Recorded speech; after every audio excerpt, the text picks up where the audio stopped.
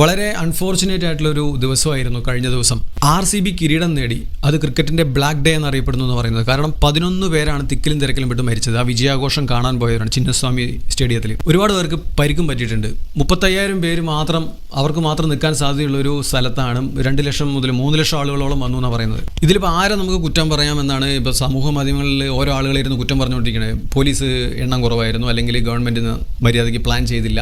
ഇത് ശരിക്കും പറഞ്ഞാൽ ആൾക്കൂട്ടത്തിന്റെ സ്വഭാവ വൈകല്യമാണ്.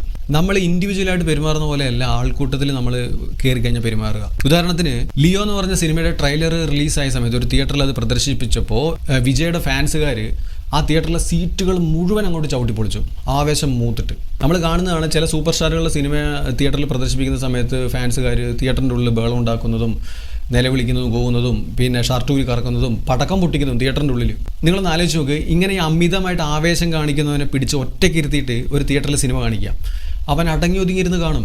ഈ ഇത്ര ആളുകൾ ഉള്ളതുകൊണ്ടാണ് അവൻ അവരുടെ മുമ്പിൽ പട്ടി ഷോ കാണിച്ചുകൊണ്ടിരിക്കുകയാണ്. ഇപ്പം മൊബൈൽ ഫോണിൽ സിനിമ കാണുന്നു, അല്ലെങ്കിൽ വീട്ടിൽ TV-യിൽ ഇരുന്ന് കാണുമ്പോൾ ആരെങ്കിലും ഒച്ചപ്പാടും ബഹളം വെക്കുമോ? ഇല്ല.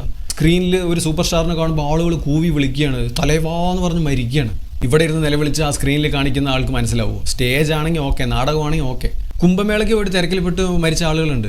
വിജയ് മാനാട് നടത്തിയപ്പോൾ അപ്പോഴും കുറേ ആളുകൾ പോയി തിരക്കിൽപ്പെട്ടു മരണം സംഭവിച്ചു. ഒരു സിനിമ റിലീസാകുമ്പോൾ, അല്ലെങ്കിൽ ഒരു മതപരിപാടി നടത്തുമ്പോൾ, അല്ലെങ്കിൽ ഇപ്പോൾ സ്പോർട്സിൻ്റെ പരിപാടിയാണെങ്കിലും ആളുകൾ എവിടെ കൂടിയോ അവിടെ ആൾക്കൂട്ടത്തിന് ഒരു വൃത്തികെട്ട ഒരു മെൻറ്റാലിറ്റി ഉണ്ടാവും. അതായത് ഈ തിരക്ക് എന്ന് പറയുന്നതിൻ്റെ ഏറ്റവും അറ്റത്ത് നിൽക്കുന്ന ആളുകൾ വെറുതെ തമാശയ്ക്ക് മുമ്പിലുള്ള ആളുകൾ തള്ളിക്കൊണ്ടിരിക്കും. അങ്ങനെ തള്ളി ഇതിൻ്റെ കോറിൽ നിൽക്കുന്ന ആളുകളുണ്ട്, സെൻറ്ററിൽ നിൽക്കുന്ന ആളുകളുണ്ട്. അങ്ങനെയുള്ള ആളുകൾ വീണ് പോവുക, ശ്വാസം മുട്ടിയിട്ട് അങ്ങനെയൊക്കെയാണ് മരണം സംഭവിക്കുന്നത്. ഇതിനോടൊപ്പം നമ്മൾ മറന്നു പോകുന്ന മറ്റൊരു വാർത്തയുണ്ട്. ഗുകേഷ് എന്ന് പറഞ്ഞൊരു ചെറുപ്പക്കാരനുണ്ട്. ഇപ്പോൾ മാഗ്നസ് കാൾസിനെ തോൽപ്പിച്ച് ലോക ചെസ് ചാമ്പ്യൻ ആയിരിക്കുകയാണ്, ഇന്ത്യനെ റെപ്രസെൻറ്റ് ചെയ്തിട്ട്. ഈ IPL ഇന്ത്യനെ റെപ്രസെൻറ്റ് ചെയ്ത് ലോകത്തിന് മുമ്പിൽ ചാമ്പ്യനായതാണോ ഈ RCB? അല്ലല്ലോ. ഇതൊരു ക്ലബ്ബല്ലേ. കോടിക്കണക്കിന് രൂപയുടെ ബിസിനസ്സാണ് ഇവർ നടത്തിയത്. ഈ പറയുന്ന വിവരം കേട്ട ഫാൻസുകാർ തിക്കിലും തിരക്കിലും പോയിട്ട് അവരുടെ ജീവൻ കളഞ്ഞു. ഇതൊരു ഉപദേശമൊന്നുമല്ല ഞാൻ പറയണത്. എങ്കിലും ഒരു കാര്യം ഓർത്ത് വെക്കുന്നത് നല്ലതാണ്. നമ്മൾ നമ്മുടെ ഡ്രീമിന് വേണ്ടി വർക്ക് ചെയ്തില്ലെങ്കിൽ നമുക്ക് മറ്റുള്ളവരുടെ ഡ്രീമിന് വേണ്ടി വർക്ക് ചെയ്യേണ്ടതായിട്ട് വരും.